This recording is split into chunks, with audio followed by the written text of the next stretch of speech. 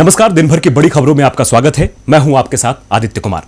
आज इस बुलेटिन को हम एक नए अंदाज में आपके सामने पेश करने जा रहे हैं। उम्मीद है आपको हमारा यह प्रोग्राम पसंद आएगा।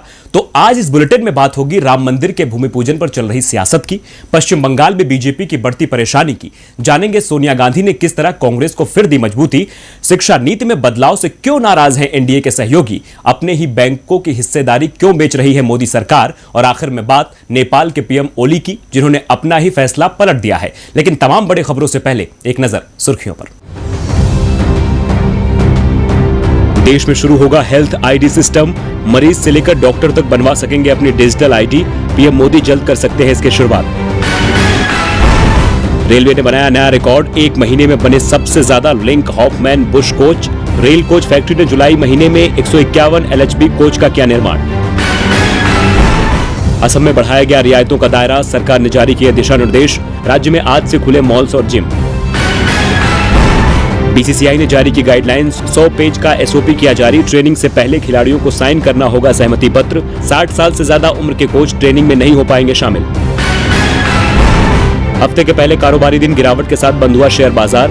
सेंसेक्स 667 अंक नीचे 36,940 पर हुआ बंद। वहीं निफ्टी 174 अंकों की गिरावट के साथ 10,900 के स्तर पर हुआ बंद।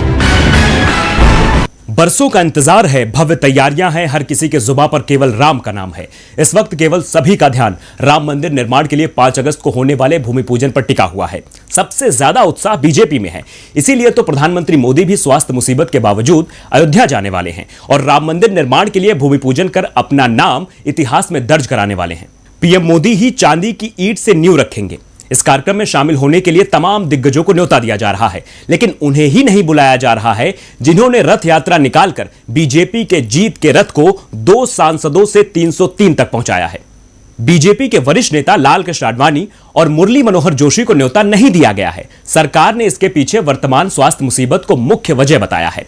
लेकिन क्या सिर्फ यही वजह है कि आडवाणी और जोशी को इस कार्यक्रम से दूर रखा जा रहा है? शायद नहीं, क्योंकि आडवाणी और जोशी ही केवल 60 साल के पार नहीं है, बल्कि कार्यक्रम में शामिल होने वाले कई नेताओं की उम्र 60 साल से ज्यादा हो चुकी है। यहां तक कि खुद पीएम मोदी इस उम्र की सीमा को पार कर चुके हैं। बावजूद इसके वो कार्यक्रम में शरीक हो रहे हैं। हैरत की बात तो यह है कि पीएम मोदी ने महामारी की वजह से महत्वपूर्ण कार्यक्रमों में जाना छोड़ दिया। यहां तक कि वीडियो कॉन्फ्रेंसिंग के जरिए यूएन की मीटिंग में शामिल हुए थे। अब आपको बताते हैं कि प्रधानमंत्री मोदी ने किन किन कार्यक्रमों से पिछले दिनों दूरी बनाई है। पीएम मोदी ने मॉरिशस के सुप्रीम कोर्ट के नए भवन का उद्घाटन किया। भारत यूरोपीय संघ यानी कि ईयू शिखर सम्मेलन में भाग लिया। महामारी पर कैबिनेट बैठक में वीडियो कॉन्फ्रेंसिंग के जरिए शामिल हुए। पीएम मोदी ने कोलकाता में आईसीएमआर की हाईटेक लैब का उद्घाटन भी किया। पीएम मोदी ने वीडियो कॉन्फ्रेंसिंग के जरिए वाटर सप्लाई प्रोजेक्ट का भी उद्घाटन किया। इन तमाम कार्यक्रमों में पीएम मोदी वीडियो कॉन्फ्रेंसिंग के जरिए शामिल हुए। अब सवाल उठता है कि ये कार्यक्रम वीडियो कॉन्फ्रेंसिंग के जरिए हो सकते हैं, तो फिर राम मंदिर का भूमि पूजन क्यों नहीं हो सकता? इसी मुद्दे पर ज्यादा बातचीत के लिए हमारे साथ स्टूडियो में मौजूद है राजीव जी। बहुत बहुत स्वागत है राजीव जी आपका। धन्यवाद आदित्य। तो राजीव जी, राम मंदिर शिलान्यास को लेकर मोदी सरकार जिस तरह से उत्साहित नजर आ रही है, वो उत्साह भाजपा के वरिष्ठ नेताओं में नजर ही नहीं आ रहा है। उमा भारती ने खुद को इस कार्यक्रम से दूर कर लिया है, जबकि कई वरिष्ठ नेताओं को आमंत्रित तक नहीं किया गया है। लेकिन उम्रदराज पीएम मोदी इस कार्यक्रम की शोभा बढ़ाने जरूर जा रहे हैं। क्या कहेंगे आप इस पूरे घटनाक्रम पर? देखिए आदित्य, स्वास्थ्य मुसीबत के इस दौर में हमेशा यही सलाह दी गई है कि घर से अनावश्यक न निकलें, एक जगह पर ज्यादा लोग इकट्ठा न हो और जहां तक संभव हो अपनी मीटिंग्स, काम, पढ़ाई सब वर्चुअली करें। जनता ने भी इस सलाह का पालन करने की भरपूर कोशिश की। शादी ब्याह जैसे पारिवारिक कार्यक्रमों में भी गिने चुने लोग इकट्ठा होते हैं और बाकी मेल मिलाप भी लगभग बंद है। लेकिन आश्चर्य इस बात का है आदित्य कि सरकार अपनी ही सलाह पर अमल नहीं कर रही है। यह सवाल बार बार उठा कि इस वक्त भूमि पूजन करने की हड़बड़ी क्या थी और क्या यह काम बिना तामझाम के और प्रधानमंत्री की मौजूदगी के बिना नहीं हो सकता था। लेकिन भाजपा ने इसका जवाब देने में कोई दिलचस्पी नहीं दिखाई। दरअसल भूमि पूजन तो बहाना है, उसके बहाने मोदी जी की इमेज चमकाना है। चांदी की ईंट से नींव का पत्थर वे रखेंगे तो इतिहास में उनका नाम इसीलिए भी दर्ज होगा कि इस मंदिर की नींव का पहला पत्थर श्रीमान नरेंद्र मोदी ने रखा था। इतिहास में नाम दर्ज करवाने के इस मोह से शायद मोदी जी बच नहीं पाए, इसीलिए स्वास्थ्य मुसीबत में अपनी उम्र का ख्याल न रखते हुए वो इस कार्यक्रम में शामिल हो रहे हैं, जिसमें कम से कम 200 लोग और रहेंगे। वैसे उमा भारती जैसे लोगों ने तो निमंत्रण के बावजूद अयोध्या आने से इनकार कर दिया है। उनके लिए सेहत का बचाव अधिक जरूरी है और राम मंदिर के लिए आंदोलन करने वाले कई दिग्गजों को उम्र का हवाला देते हुए पहले ही किनारे कर दिया गया है। पहले राजनीति में उन्हें हाशिए पर रखा गया और अब भूमि पूजन के वक्त भी। अवसरवाद की राजनीति, इसी का नाम है आदित्य, और इसी के दर्शन अब अयोध्या में भी होंगे। राजू जी, आपका बहुत बहुत धन्यवाद। तो सभी को इंतजार है 5 अगस्त का और देखना है कि इस महामारी के दौर में अयोध्या में और कितनी भव्यता के साथ यह कार्यक्रम संपन्न कराया जाएगा और पीएम मोदी सहित कितने उम्रदराज लोग उपस्थित होते हैं। वैसे एक सियासी जोड़तोड़ का खेल तो इस वक्त राजस्थान में भी चल रहा है, जहां अशोक गहलोत और सचिन पायलट के बीच सियासी घमासान मचा है। इस तकरार से गहलोत सरकार संकट में आ गई है, लेकिन अशोक गहलोत इस मुसीबत से बचने का तरीका जानते हैं, इसलिए उन्होंने ऐसा फैसला लिया है जिससे जनता को अपने करीब लाया जा सकता है। क्या है अशोक गहलोत का प्लान, आइए जानते हैं। दरअसल गहलोत सरकार ने राजस्थान न्यायिक सेवा में भाग लेने वाले अति पिछड़ा वर्ग यानी कि एमबीसी के अभ्यर्थियों को लेकर एक बड़ा फैसला किया है। उन्होंने अति पिछड़ा वर्ग के अभ्यर्थियों के लिए राजस्थान न्यायिक सेवा में कोटा को 1% से बढ़ाकर 5% करने के लिए राजस्थान न्यायिक सेवा नियम 2010 में संशोधन को कैबिनेट के जरिए मंजूरी दे दी है, जिसके बाद राजस्थान में गुर्जर, बंजारा, गड़रिया, कई अति पिछड़ा वर्ग के अभ्यर्थी लाभ उठा सकेंगे। सीएम अशोक गहलोत अब जनता को लुभाने में जुटे हैं। वो इस बात से अच्छे तरीके से वाकिफ हैं कि राजनीतिक लड़ाई में केवल साथ जनता ही देती है, इसलिए उन्होंने कहा अति पिछड़ा वर्ग के अभ्यर्थी लंबे समय से संशोधन की इच्छा जाहिर कर रहे थे। अति पिछड़ा वर्ग के अभ्यर्थियों को इस संशोधन के जरिए राजस्थान न्यायिक सेवा में 1% के स्थान पर 5% आरक्षण दिया जाना प्रस्तावित है। सीएम अशोक गहलोत ने यह फैसला लेकर सीधा अति पिछड़ा वर्ग को साधने की कोशिश की है। अगर इस गुट का साथ मिल जाए तो पायलट भी अपने तेवर बुलंद नहीं कर पाएंगे और बीजेपी को मुंह की खानी पड़ेगी। अब देखना होगा कि गहलोत आरक्षण से राजस्थान करड़ जीत पाते हैं या नहीं। वैसे तो अब अगले साल पश्चिम बंगाल विधानसभा के लिए चुनाव होने हैं। इससे पहले दल बदल का खेल शुरू होने लगा है, जिसमें बीजेपी बुरी तरह से मात खा सकती है। जी हां, ममता बनर्जी की पार्टी ने बीजेपी की राह पर चलकर उनके खिलाफ रणनीति तैयार कर ली है, जिससे बीजेपी की राजनीतिक जमीन हिल सकती है। तो अब आपको बताते हैं कि कितने नेता बीजेपी का कमल छोड़ सकते हैं। बीजेपी के 21 नेता टीएमसी में शामिल हो सकते हैं। इनमें 4 सांसद, 1 विधायक और 16 पार्षद शामिल हैं। इनमें से अधिकतर टीएमसी से बीजेपी में शामिल हुए थे, अब ये घर वापसी की योजना बना रहे हैं। एक बीजेपी सांसद जो 2 बार सांसद रह चुके हैं, वे पश्चिम बंगाल से बताए जा रहे हैं। वो भी पिछले 3 महीनों से दिल्ली में टीएमसी नेताओं के संपर्क में बने हुए हैं। बीजेपी नेता टीएमसी में शामिल होने की इच्छा जता चुके हैं। अब आपके मन में यह सवाल उठ रहा होगा कि आखिर ये नेता बीजेपी क्यों छोड़ना चाहते हैं? क्या वजह है कि इनका बीजेपी से मोह भंग हो चुका है? तो अब आपको बताते हैं वो वजह जिसके कारण नेताओं ने मन बदल लिया है। बीजेपी नेताओं की टीएमसी में शामिल होने की वजह मुकुल रॉय और पश्चिम बंगाल बीजेपी के अध्यक्ष दिलीप घोष के बीच तनातनी है। दरअसल इसी साल दिलीप घोष को पार्टी ने दोबारा अध्यक्ष बनाया, जिससे टीएमसी से बीजेपी में आए मुकुल रॉय और उनके समर्थक नाराज थे। उनके बीजेपी छोड़ने की भी चर्चा थी, इसीलिए कहा जा रहा है कि वो बीजेपी को छोड़कर फिर से टीएमसी में शामिल हो सकते हैं। तो अगर चुनाव से पहले ये बीजेपी के इतने नेता टीएमसी में शामिल हो जाते हैं तो बीजेपी की परेशानी बढ़ना लाजमी है। यहां तक कि ममता के गढ़ में धाक जमाने का मौका भी बीजेपी के हाथों से निकल जाएगा। यानी साफ है कि ममता के सामने मोदी का दहाड़ना बेकार हो जाएगा। तो पश्चिम बंगाल में चुनाव से पहले बीजेपी का हाल बेहाल होने वाला है। वो कहते हैं ना कि जैसी करनी वैसी भरनी। अब जब बीजेपी दूसरों की पार्टी तोड़ती है तो जाहिर है कि कभी ना कभी तो खुद भी बिखरेगी। लेकिन अगर बीजेपी इसी तरह कांग्रेस पर नजर डाले तो पार्टी एकजुट होती नजर आ रही है। सोनिया गांधी की सलाह से कांग्रेस में सुलह हो गई है। जो नेता तजुर्बे पर सवाल उठा रहे थे वो अब तारीफों के पुल बांध रहे हैं। दरअसल पूर्व की मनमोहन सरकार पर सवाल उठाने वाले राजीव सातो ने अपने बयान पर यू टर्न ले लिया है।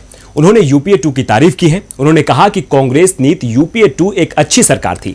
यूपीए 2 की सफलता तब और प्रबल हो जाती है जब हम इसकी तुलना मोदी सरकार से करते हैं। हमें सोनिया जी, मनमोहन सिंह जी और राहुल जी के नेतृत्व में साथ मिलकर खड़े होने की जरूरत है। कांग्रेस नेता सातो ने कहा, पार्टी में आत्मनिरीक्षण की बहस में पूर्व प्रधानमंत्री मनमोहन सिंह का नाम खींचने की दुर्भावनापूर्ण कोशिशें निंदनीय है।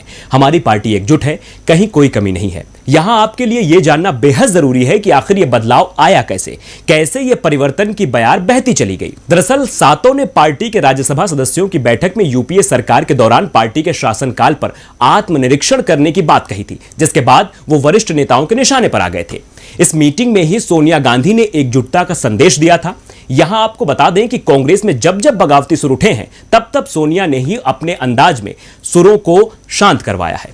अब राजीव सातव ने तो अपना रुख बदल लिया है, जिससे बीजेपी को पार्टी पर सवाल उठाने का मौका नहीं मिलेगा। लेकिन विपक्ष तो सरकार के खिलाफ जमकर बोल ही रहा है। इसकी वजह नई शिक्षा नीति है। तमिलनाडु के मुख्यमंत्री पलानीस्वामी ने नई राष्ट्रीय शिक्षा नीति को दर्दनाक और दुखदाई बताया है। उन्होंने कहा कि तमिलनाडु में 3 भाषा का फॉर्मूला लागू नहीं होने देंगे। मुख्यमंत्री ने नई शिक्षा नीति को अपने राज्य में लागू नहीं करने का ऐलान किया है। उन्होंने पीएम मोदी से इस पर दोबारा विचार करने की अपील की है। साथ ही कहा है कि इसे राज्यों को अपनी नीतियों के अनुसार लागू करने की अनुमति दी जाए। हालांकि नई शिक्षा नीति में 3 भाषा के फॉर्मूले के अनुसार यह राज्यों पर निर्भर करेगा कि भाषा क्या होगी। लेकिन तमिलनाडु में राजनीतिक दल इसे हिंदी को थोपने के केंद्र द्वारा किए जा रहे प्रयास के रूप में देख रहे हैं। यहां आपके लिए यह जानना बेहद जरूरी है कि न सिर्फ मुख्यमंत्री पलानीस्वामी ने नई शिक्षा नीति का विरोध किया है, बल्कि कांग्रेस समेत द्रमुक अध्यक्ष एमके स्टालिन भी सवाल उठा चुके हैं।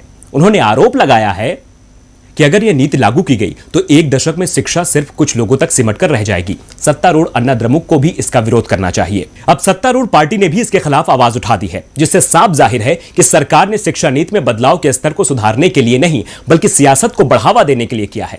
अब देखना होगा कि इस विरोध के बाद सरकार अपने कदम पीछे खींचती है या नहीं। वैसे इस वक्त सरकार ने अपनी जिम्मेदारियों से कदम जरूर पीछे खींच लिए हैं। केंद्र की मोदी सरकार अगले 1 साल में देश के 6 बड़े बैंकों में अपनी हिस्सेदारी को 51% तक लाने की तैयारी में है। एक अंग्रेजी अखबार की खबर के मुताबिक भारतीय state bank, Punjab national bank, bank of Baroda, Canara bank, union bank और बैंक ऑफ इंडिया को इसके लिए चुना गया है। इससे पहले जुलाई में एक रिपोर्ट में दावा किया गया था कि सरकार 6 बैंकों के निजीकरण की तैयारी में है। इनमें bank of India, central bank of India, Indian overseas bank, UCO bank, bank of Maharashtra और पंजाब एंड सिंध बैंक शामिल हैं। आपके मन में सवाल उठ रहा होगा कि आखिर सरकार यह कदम क्यों उठा रही है? इससे जनता का कितना फायदा होगा? क्या इसकी वजह कुछ और भी है? तो हम आपको अपने विश्लेषण में बताते हैं कि सरकार हिस्सेदारी छोड़कर अपनी जिम्मेदारी से मुक्त होना चाहती है। दरअसल विनिवेश की प्रक्रिया को तेजी से अंजाम देने में जुटी मोदी सरकार का यह अहम कदम हो सकता है। 6 बैंकों में अपनी हिस्सेदारी कम करने से केंद्र सरकार को 43,000 करोड़ रुपए की रकम मिल सकती है। प्रस्ताव के मुताबिक इन बैंकों की बड़ी हिस्सेदारी सरकार बेचने की तैयारी में है। ऐसा करने पर यह बैंक निजी हाथों में चले जाएंगे। रिपोर्ट के मुताबिक मोदी सरकार देश में सिर्फ 4 या 5 सरकारी बैंक बनाए रखने के मूड में है। हालांकि इन रिपोर्ट्स को लेकर केंद्र सरकार की ओर से कोई आधिकारिक टिप्पणी नहीं की गई है, लेकिन सूत्रों के हिसाब से साफ है कि अपना खजाना भरने के लिए सरकार बैंकों को बहाना बना रही है। इस बुलेटिन में अब भारत की राजनीति और अर्थव्यवस्था से जुड़ी सारी बातें हो गई, लेकिन अब आखिर में बात हम करेंगे भारत के पड़ोसी देश नेपाल की, जो पिछले काफी वक्त से हमें आंख दिखा रहा है, लेकिन अब उसके तेवर नरम पड़ते नजर आ रहे हैं। दरअसल पिछले महीने बैन किए गए भारतीय न्यूज चैनलों को नेपाल में फिर से शुरू करने की मंजूरी दे दी गई है। इस पूरे मामले पर नेपाल में डिश होम के मैनेजिंग डायरेक्टर सुदीप आचार्य ने बताया कि हाल ही में बैन किए गए सभी भारतीय न्यूज चैनलों को फिर से दिखाए जाने की अनुमति मिल गई है। नेपाल शुरुआत से ही हमारा करीबी रहा है, लेकिन मोदी सरकार के सत्ता में आते ही नेपाल दूर होता जा रहा है। नेपाल ने 9 जुलाई को दूरदर्शन को छोड़कर सभी भारतीय न्यूज चैनलों पर प्रतिबंध लगा दिया था। नेपाल ने भारत पर आरोप लगाते हुए कहा था कि भारतीय न्यूज चैनल नेपाल के प्रधानमंत्री केपी शर्मा ओली और नेपाल में चीनी राजदूत को बदनाम करने की कोशिश कर रहे हैं। न्यूज एजेंसी ने बताया था कि इसी के मद्देनजर मल्टी सिस्टम ऑपरेटर ने नेपाल में भारतीय न्यूज चैनलों को ब्रॉडकास्ट न करने का फैसला किया था। हालांकि केपी शर्मा ओली के इस फैसले के बाद बिहार नेपाल सीमा के आसपास के सीमांचल इलाकों में लोगों में काफी गुस्सा देखा गया था। लेकिन अब केपी शर्मा ओली ने अपने ही फैसले को पलटते हुए एक बार फिर भारत के साथ रिश्तों को बेहतर बनाने की कोशिश की है। तो इस बुलेटिन में आज के लिए इतना ही। आपको बुलेटिन का नया अवतार कैसा लगा? आप इसमें क्या बदलाव चाहते हैं? इसका जवाब हमें कमेंट बॉक्स में जरूर दीजिए और देखते रहिए।